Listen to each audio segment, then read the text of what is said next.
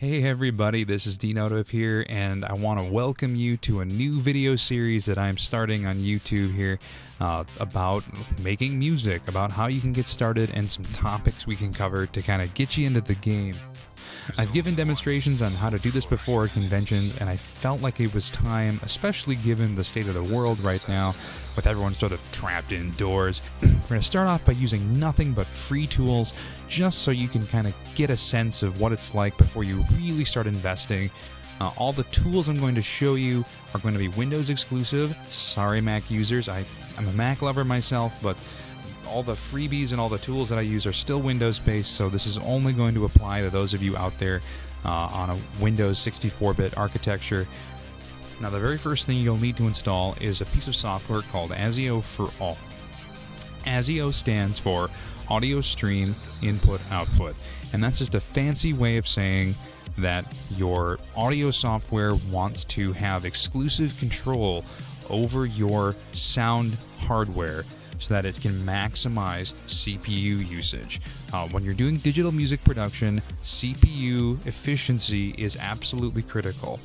And so we install something like ASIO for All if we don't have a dedicated interface, just to help shortcut that process inside your computer.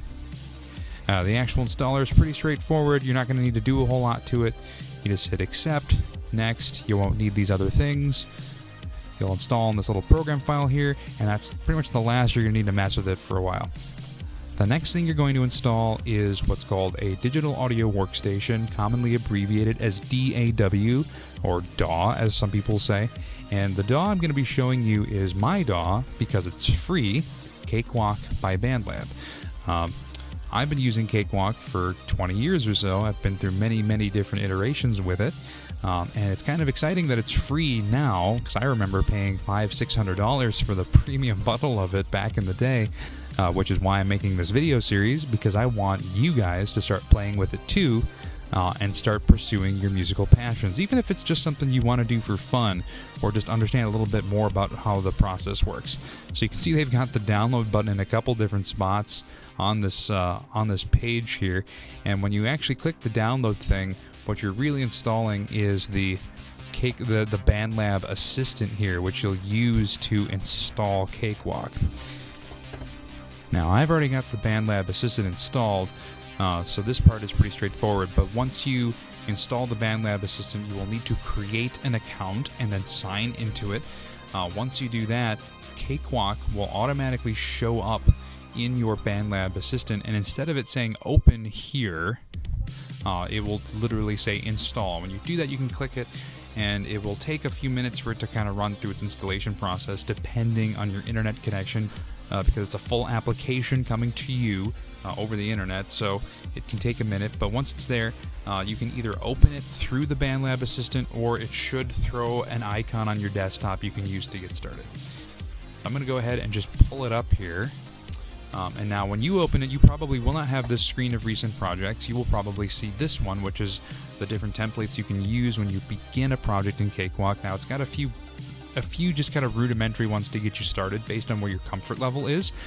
Some people might be coming at this and be interested in having something that approximates a 16-track mixer like you'd see in a venue or a church or something.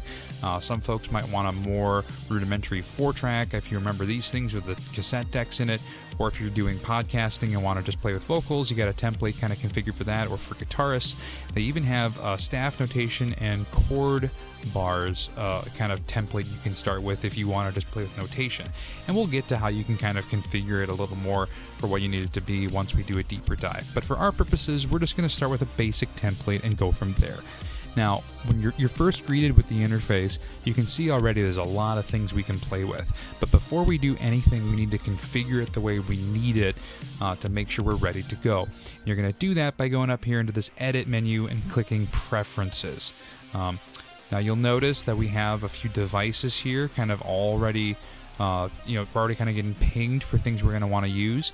Now, since we installed ASIO for All, we're going to go all the way over here and change this driver mode to ASIO. Now, because I'm doing a demonstration and I currently have to share my sound card with a few other programs, I'm going to leave it in this Wasapi mode, which is not a terrible way to have it set up. If ASIO, for whatever reason, doesn't work, you can't make ASIO for all work, Wasapi is a perfectly acceptable secondary alternative.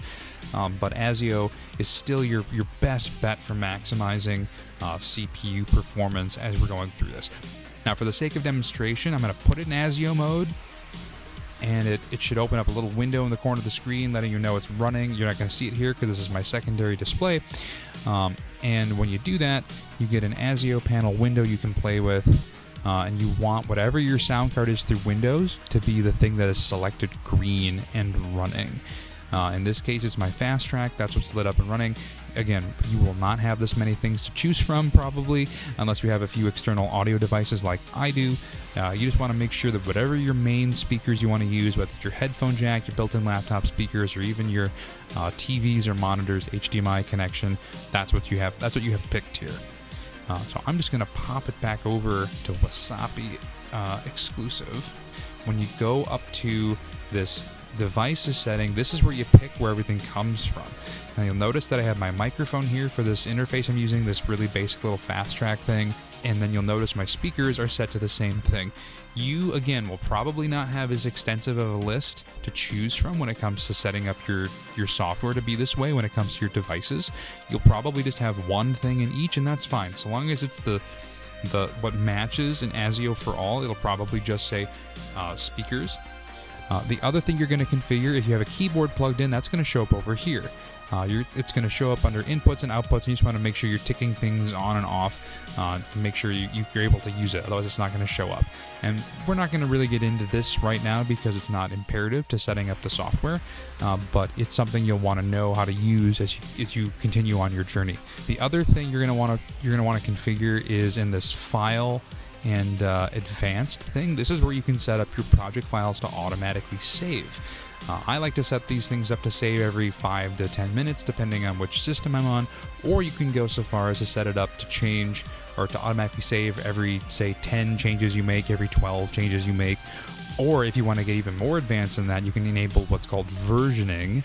Instead of overwriting your save file, it just creates a new version up to however many you specify. So you can always revert to a previous version in case you make some horrible, huge mistake that you want to go back, or you make a giant change to your mix and you want to be able to revert back to a previous version.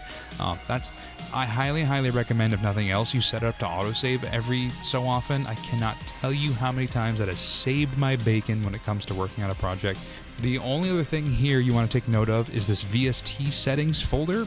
This is one thing. It's going to show you your pathways for where the plugins are actually stored. You can have as many folders here as you want, which is a feature I noticed that programs like Ableton do not have. Cakewalk lets you have multiple paths for VSTs, and we'll get into VSTs probably in a later video. And the other thing here is I have it selected to scan VSTs on startup. You can have it, the default setting is automatic background scan, which you can do. Just kind of keeps tabs, and if you add one in the middle of a session, which I don't find is as particularly reliable, I like to have it just scan when you start with the program. That way you're installing your VSTs, and then you are done, and then you open the program and it scans it and you're good. Okay, and that's it. That's all you have to do in this menu or in this dialog box to get things kind of dialed in the way we want to get things started. The only other thing I want to call attention to is if you go up here in this utilities menu, you can go to the plugin manager, which opens up this dialog box, and this shows you all the plugins you have installed. And say you do add a plugin, you drop something into that VST folder, which is C program files Cakewalk VST plugins. You can just click this scan VST plugins, and it'll automatically rescan them all and look for anything that's new or different. In fact, let's just say you want to install a VST plugin. I've got a couple different ones that I've downloaded here just for demonstration purposes. And here's a really old one called Minimoog VA. Now, some VSTs will have installers where you can specify the path it's going to spit out, but some of them will just come to you here as a .dll file. There's a zillion free VSTs out there. There's no uniform standard for what the installers look like, especially depending on their age and depending on what they are. So if you do just get a DLL file like this, it's always a good idea just to right-click, hit copy, You can navigate to that VST folder by going to your main C drive here, program files, Cakewalk, VST plugins, right click, paste, and of course, ask me if I want to do this, and then there it is. Now Minimoog VA is in there, and I don't think I need to rescan because I've already had it installed once before, but I'm going to do it just for the sake of. If I click VST instruments, you'll notice there it is. I do occasionally run into issues with older VSTs like this. I don't recommend you do anything too ancient. You don't just go wild because you'll get a zillion error messages as Cakewalk tries to emulate a 32-bit environment suitable for a plugin that's 15 years old. Certainly, you are welcome to download free plugins at your own risk. I make no promises as to whether or not they're going to work. But beyond that, that's all the configuration you need to do. With that all set aside, what you're living in here, this view here, we call this the track view. This is a very familiar view for those of you that have worked in any old school recording software or anything that's more classically oriented. Think Cubase, think Logic, and Pro Tools. All the views in Cakewalk are easily accessible with Alt commands. So this track view is, if you at any time in the program you can press Alt 1 and it'll bring you back to this. This I think is primarily where you're going to end up living as you get into doing automation, or as we start doing a deeper dive into the features of the software. You'll notice this is kind of home base for everything you want to get done, but certainly it's not comprehensive. One of the other views you might end up working in is the console view. You'll notice when you click it, it kind of tucks into this window here, which I think is a little annoying when you don't have a ton of screen real estate. Those of you that have watched my live streams will know that I have 3 displays to use Cakewalk just to spread everything out a little bit. But at any time you see this little icon down here, you can see I hover over it, it says undock. That'll pop it out. And I can actually just full screen this.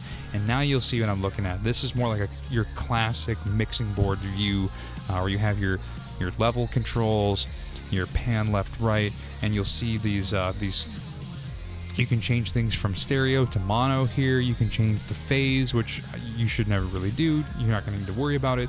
And you can also drop in effects processors here. You'll see I've kind of got them delineated into different categories for dynamics and equalizing. Guitar plugins are here, distortion plugins are here. We're not going to need to worry about that right this second, but just know that if you want to add a plugin here, you click the little plus fella and you can insert something and down it goes. You can just kind of put it wherever you want. Like this is a little VST I use a lot. This is a freebie. We'll go into this some other time. But this is more or less where you do all your processing work when you're kind of done arranging.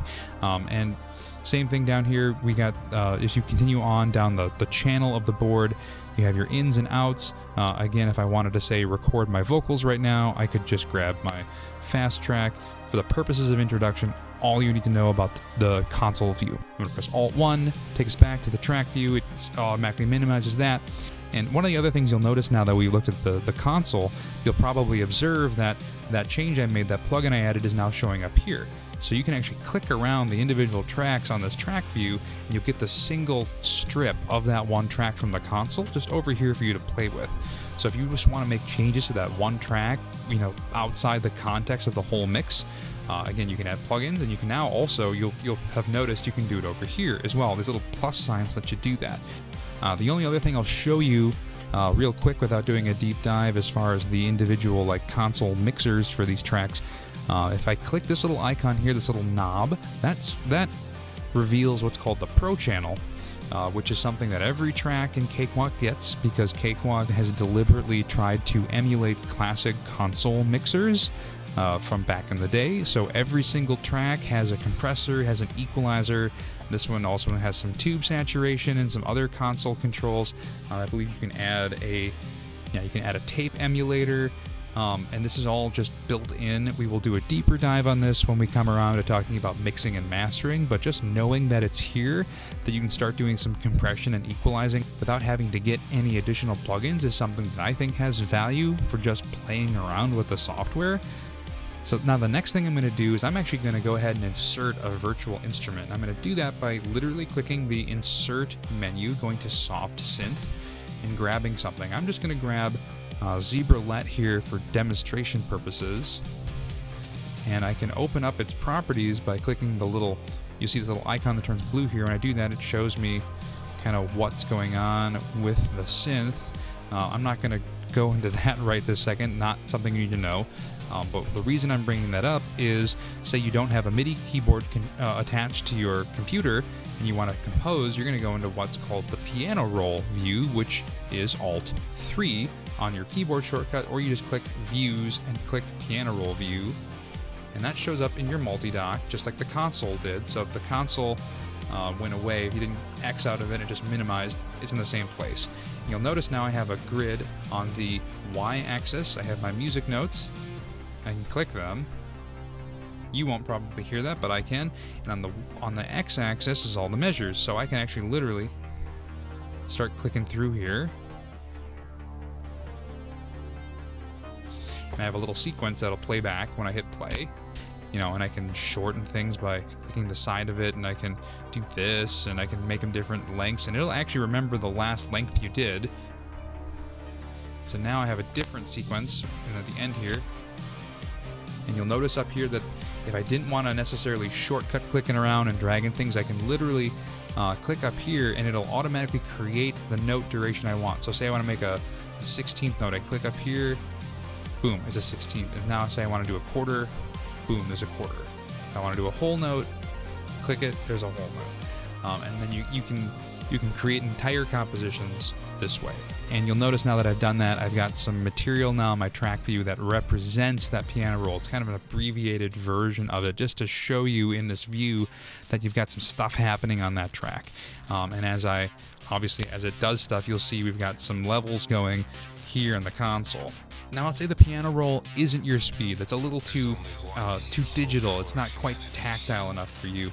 You're a classically trained musician. Clicking things around on a grid isn't really your style. The other way you can do this, if you click View again, you'll notice below, a couple steps below the piano roll, we have what's called the staff view. And this is going to look familiar to anyone who's a classically trained musician.